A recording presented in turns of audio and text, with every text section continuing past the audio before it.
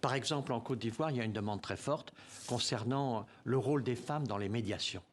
Je pense que la question du genre dans la médiation est quelque chose de très important. Les femmes ont souvent une attitude de compréhension, d'attitude non agressive, qui fait que très souvent des négociations se passent bien quand les femmes sont bien préparées. Donc avec l'ONU à Genève, avec un certain nombre de partenaires, on a construit une approche de la médiation et on forme un certain nombre de gens, et notamment des gens qui ne sont pas des diplomates professionnels, mais des gens qui veulent travailler à la compréhension du processus de médiation. Sans médiation, il n'y a pas de négociation et donc il ne peut pas y avoir de paix. Donc ça, c'est un exemple. De part, il y a beaucoup de jeunes qui veulent s'engager dans la vie associative, dans un certain nombre de sujets et qui veulent se sentir, je dirais, mieux formés. Par exemple, aujourd'hui, on voit le monde extrêmement en difficulté et donc nous avons des visions qui peuvent être pessimistes. Il y a une raison d'être optimiste.